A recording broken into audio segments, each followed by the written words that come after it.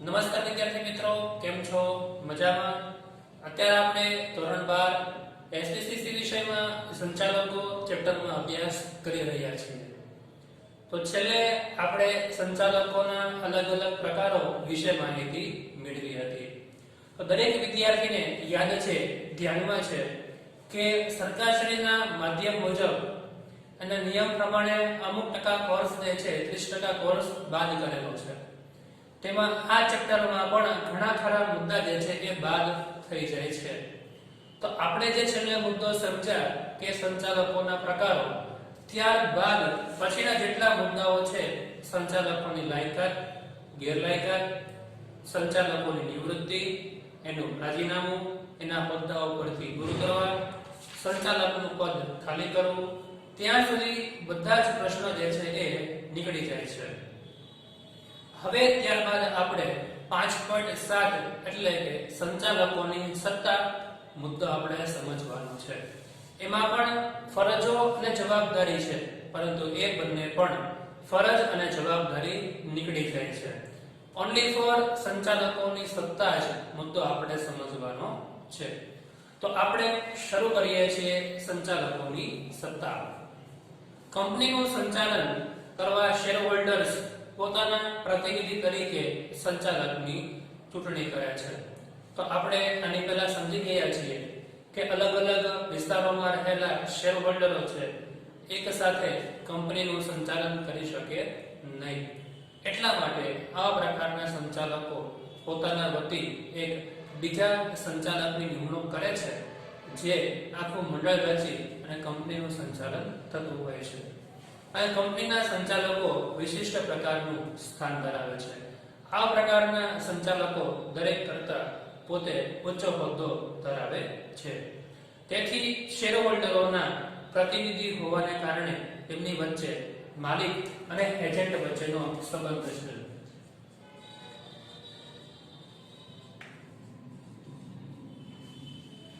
માલિક અને એજન્ટ વચ્ચેનો સંબંધ શું હોય કે માલિક જે છે જે એજન્ટને માહિતી આપે, એજન્ટે બસ એનું જે છે પાલન કરવાનું હોય, બરાબર, એને નિર્ણય પોતે લેવાના હોય છે. એમ અહીંયા શેર હોલ્ડરો વતી આવા પ્રકારના સંચાલકો કામ કરે છે. એટલા માટે આપણે કહી શકીએ કે શેર હોલ્ડરો અને આવા સંચાલકો વચ્ચે માલિક અને એજન્ટનો વ્યવસ્થાનો સંબંધ ધરાવે છે. આ તમને 1 માર્કનો મોસ્ટ આઈએમપી પ્રશ્ન કે શેર હોલ્ડર અને સંચાલકો વચ્ચે કેવા પ્રકારનો સંબંધ જોવા મળે છે, માલિક અને એજન્ટ સ્વરૂપનો. કંપની ધારા અનુસાર સંચાલક મંડળે કેટલાક કાર્ય માટે શેરધારકોની સંમતિ મેળવવી આવશ્યક છે. સંચાલક મંડળ જ્યારે કોઈ પણ નિર્ણય લેશે, કોઈ મહત્વનો કંપનીનો કરાર કરવાનો હોય, કંપનીની કોઈ એકમની શરૂઆત કરવાની હોય, મહત્વનું કામ કરવાનું હોય, એ સમય દરમિયાન આ પ્રકારના કાર્ય માટે શેરહોલ્ડરોની મંજૂરી લેવી આવશ્યક છે. એટલે કે સંચાલકો છે એવા પ્રકારના શેરહોલ્ડરોની મંજૂરી લેશે. તો આમ શેરધારકો સર્વોપરી સત્તા ધરાવે છે. એટલે કે જો સંચાલકોએ પણ મહત્વના નિર્ણય લેવા માટે એના શેરધારકોને પૂછવું પડતું હોય, તો આ શેરહોલ્ડરો પાસે સૌથી વધારે અને મહત્વની સત્તા રહેલી છે. ત્યારબાદ સંચાલક મંડળ પોતાના નિર્ણય ઠરાવમાં સ્વરૂપે બહુમતીથી પસાર કરતા હોય છે. આવા સંચાલક મંડળ છે એ પોતે જે નિર્ણય લેતા હોય છે ત્યારે ઠરાવ પસાર કરશે. બહુમતીથી નિર્ણય જે છે એ લેતા હોય છે. બહુમતી વગર નિર્ણય લઈ શકતા નથી. ત્યારબાદ સામાન્ય રીતે તેમાં વિવાદ ઉભો થતો નથી. આમ છતાં કેટલાક મૂળભૂત નિર્ણયો માટે સંચાલકની સર્વસંમતિ જરૂરી બની જાય છે. એટલે કે આવા નિર્ણય લેતી વખતે વ્યક્તિગત પોતે જે છે સંચાલક નિર્ણય લઈ શકતો નથી. બધા જ પ્રકારના સંચાલકો સાથે મળીને, એની ઉપર રહેલા શેરધારકો સાથે મળીને બધા નિર્ણય લેતા હોય છે. એટલે કે અહીંયા કોઈ પ્રકારના વાદ વિવાદની ઊભું થવાની કોઈ શક્યતા રહેલી નથી. કદાચ જો વાદ વિવાદ ઊભો થાય તો એ સમય દરમિયાન સંચાલકો પોતે બહુમતીથી નિર્ણય લઈ શકે છે. તો કંપની એક કૃત્રિમ વ્યક્તિ હોવાને કારણે કંપની ધારા અનુસાર તેની બધી જ સત્તાઓ પ્રાપ્ત થયેલી છે. તો આપણને ધ્યાનમાં છે કે કંપની ધારા 2013 પ્રમાણે એને કાનૂની સત્તા મળેલી છે, એ કાનૂની વ્યક્તિત્વ ધરાવે છે. એટલા માટે એ કંપનીને અલગથી એને પોતાનું વ્યક્તિત્વ આપેલું છે. તો આમ કંપની જે સત્તાઓ ભોગવવાની અને અધિકૃત હોય છે તે સત્તા અને બધા કાર્ય સંચાલક મંડળ જે છે એ હકદાર બને છે. તો આવા પ્રકારની કંપની વતી જે કામ કરવામાં આવે છે, આવા પ્રકારના કાર્ય માટે એનો સંચાલક જે છે એ જવાબદાર બને છે અને આ સંચાલક આ બધા કંપની વતી કાર્ય કરતો હોય છે. તો તમામ પ્રકારની સત્તાઓ જે છે એ સંચાલક મંડળને 3 રીતે મળે છે. પહેલી કંપની ધારા રૂપે સત્તા મળે, બીજું આવેદનપત્ર દ્વારા સત્તા મળે અને ત્રીજું નિયમન પત્ર દ્વારા સત્તા મળતી હોય છે. તો એક એક મુદ્દા તમને 2 માર્કમાં મોસ્ટ ટાઈમથી પ્રશ્ન પૂછાતો હોય છે. તો સૌપ્રથમ પહેલા આપણે શરૂ કરીએ છીએ કંપની ધારા પ્રમાણે જે સંચાલકોને કેવા પ્રકારની સત્તા મળે છે એના વિશે માહિતી મેળવીએ. તો તમે જોઈ શકો છો બીજો મુદ્દો સત્તા. તો વિદ્યાર્થી મિત્રો, આ પ્રકારના સંચાલકોને 2 પ્રકારે સત્તા મળે છે. એક તો સામાન્ય ઠરાવ પસાર કરીને અને બીજી સત્તા મળે છે ખાસ ઠરાવ પસાર કરીને. તો તમને 2 અથવા 3 માર્કમાં જે છે અલગથી પૂછી શકે કે કંપનીના સંચાલકોને સામાન્ય ઠરાવ પસાર કરીને કઈ સત્તા મળતી હોય છે. તો કઈ સત્તા મળે છે એ આપણે જોઈ શકીએ છીએ. તો સૌપ્રથમ પહેલું છે કંપનીના શેર બહાર પાડવા અને તેની ફાળવણી કરવી. તો આ પ્રકારના કંપનીના સંચાલકો છે એ સામાન્ય પ્રકારની સત્તાને આધારે સામાન્ય ઠરાવ પસાર કરીને શેર બહાર પાડી શકે છે અને શેરની ફાળવણી કરી શકે છે. સૌપ્રથમ પહેલું. બીજું, શેર હોલ્ડર પાસે બાકી રહેલા શેરની નાણાંની માંગણી કરી શકે છે કે ભાઈ જે શેર હોલ્ડર પાસેથી પૈસા લેવાના બાકી છે, જેમનો હજી હપ્તો ભરવાનો બાકી છે, તો એવા શેર હોલ્ડર પાસેથી આ સામાન્ય સભામાં ઠરાવ પસાર કરીને બાકીના નાણાં જે છે એ મંગાવી શકાય છે. તો પેલું શું હતું? તો પેલું હતું શેર બહાર પાડવા માટે, શેરની ફાળવણી કરવા માટે. બીજું હતું શેર હોલ્ડર પાસે જે બાકી રહેલા જે શેર છે એની નાણાંની માંગણી કરવા માટે કે ભાઈ બાકીના નાણાં જે છે ઝડપથી આપી દેવામાં આવે. ત્યારબાદ જામીનગીરીની પુનઃ ખરીદી અધિકૃત કરવા માટે કે ભાઈ કોઈ કંપની છે, ભાઈ કંપનીએ પોતે જામીનગીરી તરીકે કોઈ મિલકત મૂકી છે, તો હવે એ મિલકતને ફરીવાર કંપનીની માલિકીની કરવા માટે ઠરાવ પસાર કરવામાં આવતો હોય છે. કોઈ કંપની બેંકમાં જે છે પોતાની જમીન, પોતાનું મકાન, પોતાની ઇન્ડસ્ટ્રીઝ, યંત્રો, પ્લાન્ટ જે છે એ જામીનગીરી તરીકે મૂક્યો હોય, તો હવે એને પુનઃ કંપનીમાં લાવવા માટે ઠરાવ પસાર કરી અને ઉપયોગ કરી શકાય છે. ભારતમાં કે ભારત બહાર ડિબેન્ચર સહિત જામીનગીરી બહાર પાડવા માટે કંપનીએ જો કોઈ શેર બહાર પાડવા હોય, ડિબેન્ચર બહાર પાડવા હોય, કોઈ બોન્ડ બહાર પાડવા હોય, તો એના માટે ભારતમાં અથવા ભારતની બહાર વિદેશમાં બહાર પાડવા છે, તો એના માટે કંપની આ સામાન્ય ઠરાવ પસાર કરીને એ કંપની પોતે નિર્ણય લઈ શકે છે અને સંચાલકોને આ સત્તા રહેલી છે. કંપની વતી નાણાં ઉછીના લેવા. તો સંચાલકોને બીજી એક એવી સત્તા પણ આપેલી છે કે જો એ ધારે તો કંપનીને જ્યારે નાણાંની જરૂર પડે છે ત્યારે કંપની વતી બેંક પાસેથી, જાહેર જનતા પાસેથી નાણાં જે છે એ ઉછીના લઈ શકે છે. કંપનીમાં નાણાંનું રોકાણ કરવા માટે આવા પ્રકારના રોકાણકારો, શેર હોલ્ડરો જે છે એ કંપનીમાં નાણાં રોકવા માટે પણ ઉપયોગી સાબિત થઈ શકે છે. ત્યારબાદ હવે આપણે 8મું જોઈએ. બોલો સરજી. બાપા લેક્ચર શરૂ છે મારે.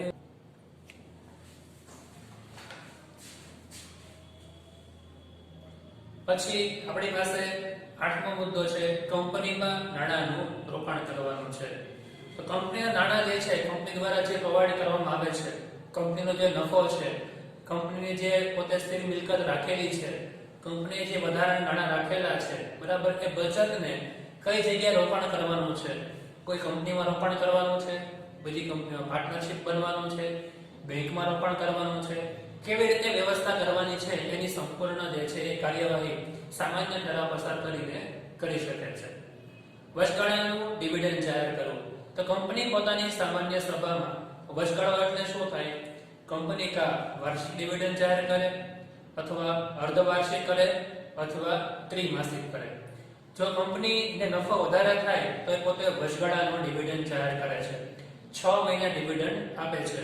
તો એટલા માટે કંપનીને કયા પ્રકારનો ડિવિડન્ડ બહાર પાડવું છે, કેટલો ડિવિડન્ડ બહાર પાડવાનું છે, કેટલા પ્રમાણમાં બહાર પાડવાનું છે, એના વિશેની સંપૂર્ણ માહિતી સામાન્ય ઠરાવ પસાર કરીને એ કરી શકે છે અને ડિવિડન્ડ બહાર પાડી શકાય. કંપનીએ કમાયેલા નફા ઉપર ડિવિડન્ડની ગણતરી કરવાની છે. તો આ સંચાલકો કંપનીએ જે નફો થયો છે એ નફા ઉપર ડિવિડન્ડ આપવાનું હોય. જો કંપનીને ખોટ જાય તો ડિવિડન્ડ આપશે નહીં. એટલા માટે કેટલો ડિવિડન્ડ ચૂકવવાનો છે, નફામાંથી કેટલો આપવાનો છે એની સંપૂર્ણ માહિતી અહીં આપવામાં આવશે. વૈકલ્પિક ડિરેક્ટર, વધારાના ડિરેક્ટર, હંગામી ડિરેક્ટર ને ધોરણે નિમણૂક આપવાની છે. આ બધા પ્રકારના જે ડિરેક્ટરો છે, વૈકલ્પિક સમજી ગયા હમણાં કે કોઈ ડિરેક્ટર 3 મહિના માટે અથવા એનાથી વધારે સમય માટે બહાર ગામ જવાનું હોય તો એના બદલે જે વ્યક્તિની નિમણૂક થાય એને આપણે વૈકલ્પિક ડિરેક્ટર કહીએ છીએ. હંગામી ડિરેક્ટર એટલે પણ એવા ડિરેક્ટરની નિમણૂક આપવા માટે આ સંચાલક છે સામાન્ય સભામાં ઠરાવ પસાર કરીને એ આ વૈકલ્પિક ડિરેક્ટરની નિમણૂક કરી શકે છે.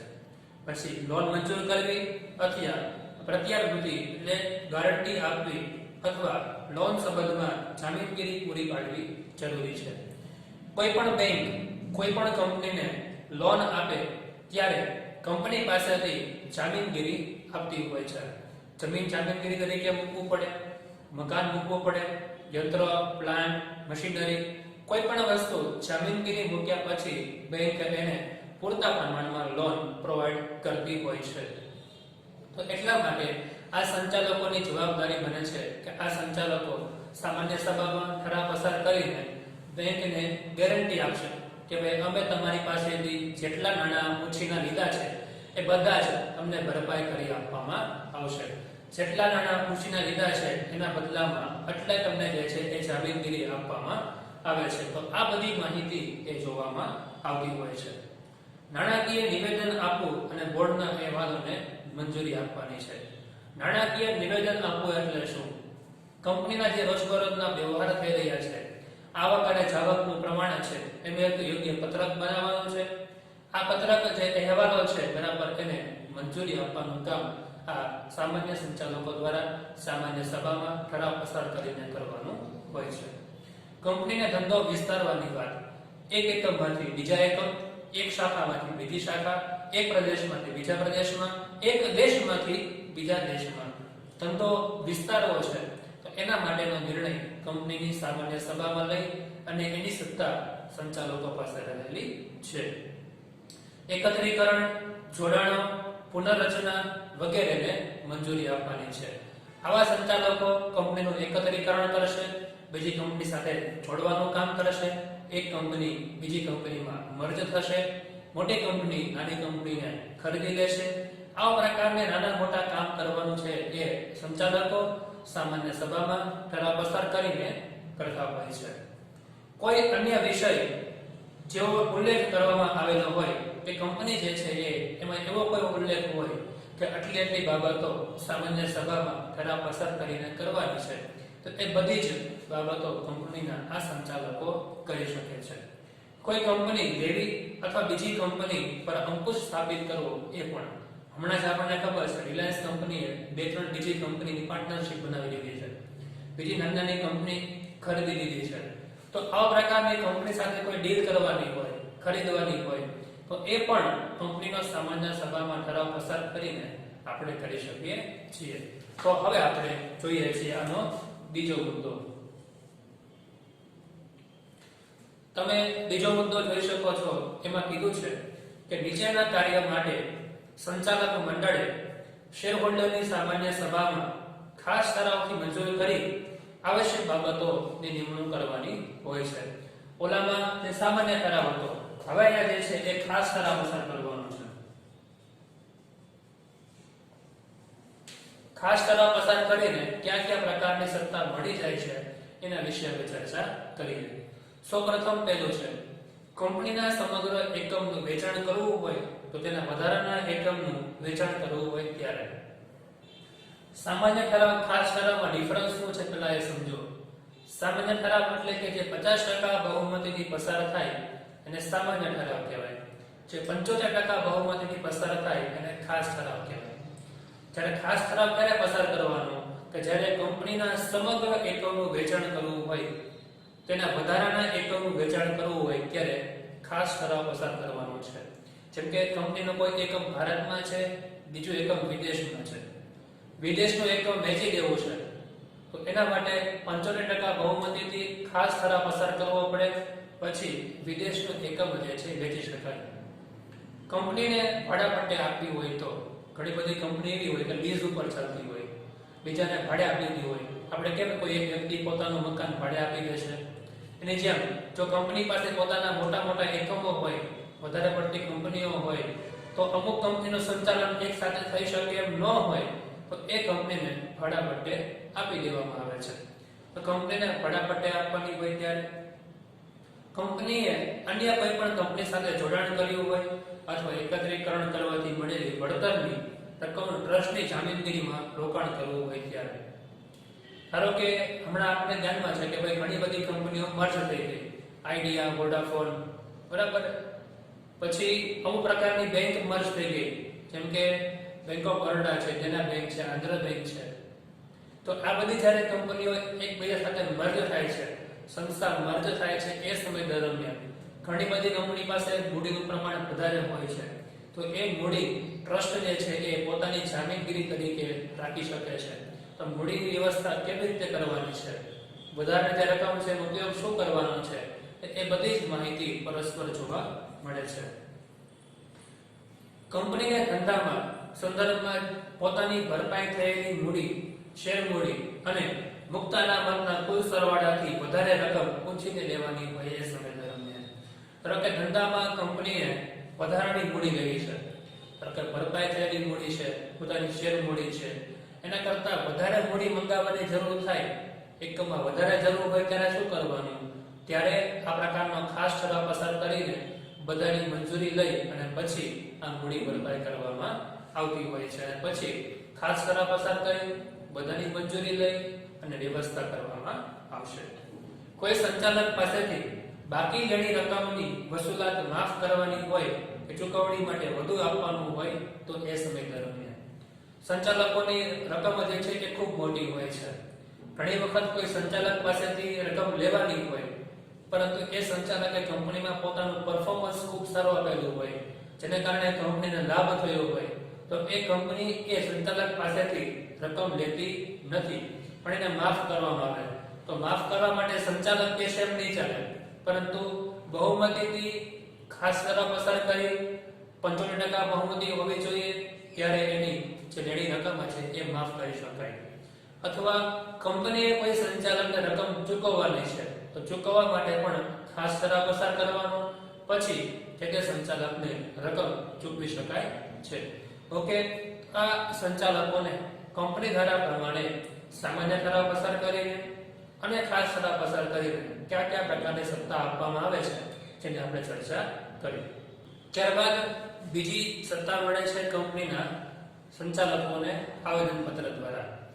તો કેવી રીતે? કે સંચાલકોને કેટલીક સત્તાઓ અને માર્ગદર્શન આવેદનપત્ર દ્વારા પ્રાપ્ત થતું હોય છે.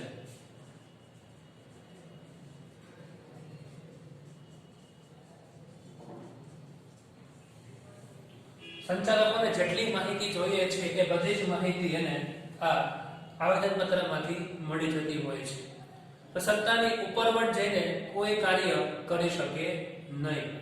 તો આવેદનપત્રમાં ઉપરવટ જઈને જો કાર્ય કરે સંચાલક તો તેને સત્તા બહારના કાર્ય કહે છે.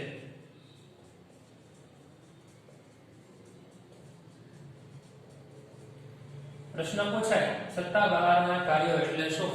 આપણે યાદ રાખવાનું કે કોઈ પણ સંચાલક જે આવેદનપત્રમાં આપેલી સત્તા છે એની ઉપરવટ જઈને કોઈ કાર્ય કરે તો તેને સત્તા બહારના કાર્ય કહેવામાં આવે છે. જેમ કે એક સંચાલકને કોઈ સત્તા આપેલી છે તો એ સત્તાનું એ પ્રમાણે પાલન કરવાનું છે, એનાથી વધારે સત્તાનો ઉપયોગ કરી શકે નહીં. જો એના કરતા વધારે ઉપયોગ કરે તો એ ગેરકાયદેસર ગણાશે, એટલે એને સત્તા બહારના કાર્યો કહેવામાં આવે છે. તમને જે કામ સોંપેલું છે એ જ તમારે કરવાનું છે, પણ એના કરતા વધારે કરો તો એ ગેરકાનૂની કહેવાય અને સત્તા બહારનું કાર્ય કહેવાય. તો આ પ્રકારના અથવા કાર્યને કોઈ પણ રીતે સ્વીકાર્ય ગણવામાં આવતા નથી, એટલે કે જો સત્તા બહારના કાર્ય કરે તો એને સ્વીકારાશે નહીં. તો આ પ્રકારના સત્તા બહારના કાર્ય ક્યારે પણ સ્વીકારવામાં આવતા નથી. આવા કાર્ય માટે શેરધારકોની સભામાં પણ સર્વાનુમતે ઠરાવ પસાર કરી બહાલી આપી શકાતી નથી. જો કોઈ પણ સત્તા બહારનું કાર્ય કરવું હોય, બરાબર, તો સત્તા બહારના કાર્ય કરવા માટે શેરધારકોની સભામાં પણ મંજૂરી મળતી નથી. કારણ કે સત્તા બહારનું કાર્ય કરે અને નુકસાન થાય તો ખોટ બધા લોકોને જવાની છે, બરાબર. તો દરેક લોકો જે છે એ કંપનીના હિતને ધ્યાનમાં રાખીને, વ્યક્તિગત હિતને ધ્યાનમાં રાખીને સત્તા બહારના કાર્ય માટે ક્યારે બહાલી ક્યારે મંજૂરી આપી શકે નહીં.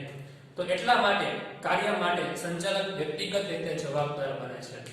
સત્તા બહારના કાર્ય માટે જે વ્યક્તિ સત્તા બહારનું કામ કરે એ વ્યક્તિ સત્તા બહારના કાર્ય માટે વ્યક્તિગત જવાબદાર છે. જો ખોટ જાય તો એ વ્યક્તિ ભોગવશે, નુકસાન થાય તો એ વ્યક્તિ ભોગવશે. જે કોઈ પણ કાર્ય થશે સત્તા બહારનું, એના માટે એ સંચાલક વ્યક્તિગત જવાબદાર છે. એને કહેવાય આવેદન પત્રના આધારે મળેલી સત્તાઓ. આવેદન પત્રમાં જેટલી માહિતી છે એ બધું કરી શકે, પણ એના કરતા વધારાની માહિતીને આધારે કાર્ય કરી શકે નહીં, એની ઉપરવટ જઈ શકે નહીં. Okay, done. તો હવે આપણે બીજો મુદ્દો જોઈએ. ત્યારબાદ ત્રીજો પ્રકાર છે સંચાલકોને જે નિયમન પત્ર આપેલું છે એ નિયમન પત્રને આધારે જે સત્તા મળે છે એ પ્રકારની સત્તાઓ. તો કંપની ધારાનું સંચાલન કરતી વખતે કંપની ધારાને નિયમન પત્રની જોગવાઈને આધારે જેના કારણે સંચાલકોને મોટા ભાગની વહીવટી કાર્ય કરવા માટે સંચાલનની સત્તા જે છે એ નિયમન પત્રમાં આપેલું છે. કારણ કે નિયમન પત્ર શેના માટે ઉપયોગી છે? કંપનીનું નિયમન કરવા માટે. એટલા માટે દરેક પ્રકારના સંચાલકોને કંપનીનું સંચાલન કરવા માટે, નિયમન કરવા માટે આ પ્રકારની સત્તા અને જોગવાઈ આપેલી છે. ત્યારબાદ આવામાં આપેલા સત્તા પ્રમાણે કાર્ય કરવાની જવાબદારી સંચાલક છે, કે જે પ્રમાણે નિયમન પત્ર પ્રમાણે સત્તા આપેલી છે એ સત્તા પ્રમાણે જ કામ કરવાનું છે. એવી સત્તા, એની જવાબદારી જે છે એ સંચાલકોની છે. પરંતુ જો નિયમન પત્રની ઉપરવટ જઈને કાર્ય કરે તો એને સત્તા બહારના કાર્યો કહેવામાં આવે છે. સત્તા બહારના કાર્યની વ્યાખ્યા નિયમન પત્રમાં અને આવેદન પત્રમાં બંનેમાં જોવા મળે છે. નિયમન પત્રમાં જેટલા નિયમોનું પાલન કરવાનું કીધું છે, એટલે અધિકાર મળેલા છે, એટલી સત્તા આપેલી છે, એ મુજબ જ કામ કરવાનું છે. એના કરતા ઉપરવટ જઈને કામ કરવાનું નથી. જો કોઈ સંચાલક એની ઉપરવટ જઈને કામ કરશે તો એના માટે વ્યક્તિગત રીતે જવાબદાર કહેવાશે અને એવા કાર્યને સત્તા બહારના કાર્ય કહેવામાં આવે છે. તો સત્તા બહારના કાર્ય ગણાતા હોય છે. સત્તા બહારના કાર્ય માટે સંચાલક વ્યક્તિગત રીતે જવાબદાર બને છે. જોકે સંચાલક ઉપરવટના કાર્યોને પાછળથી ઠરાવ દ્વારા બહાલી આપીને સંચાલકો આ પ્રકારની જવાબદારીમાંથી મુક્ત કરી શકાય છે. ઘણી વખત આ નિયમન પત્ર છે એમાં બહુ કઈ પ્રશ્ન થતા નથી. કોઈ નિયમ હોય તેમાં ફેરફાર કરી શકાય અને એ સંચાલકને એ નિયમમાંથી મુક્ત કરી શકાય છે. ઓલું શું હતું? આવેદન પત્ર હતું. એ તો કંપનીનું બંધારણ કહેવાય, એમાં ફેરફાર શક્ય જ નથી. એટલા માટે એના માટે ગેરજવાબદાર ઠરે છે. આ નિયમન પત્ર છે તો એમાં અમુક સંજોગોમાં ફેરફાર કરી શકાય. એટલા માટે જો નિયમમાં ફેરફાર કર્યો છે તો એ નિયમને મંજૂરી આપી અને પછી સંચાલકને બચાવી શકાતો હોય છે. તો આમ સંચાલકોને અલગ અલગ પ્રકારે સત્તા મળેલી છે. કંપની ધારા પ્રમાણે સામાન્ય ઠરાવ પસાર કરી, ખાસ ઠરાવ પસાર કરી, બીજું આવેદન પત્ર દ્વારા, ત્રીજું નિયમન પત્ર દ્વારા. આ તમને 2 માર્કમાં પૂછાતું હોય છે. ઓકે, તો બધાને સમજાઈ ગયું હશે. Thank you very much. જય હિન્દ, જય ભારત.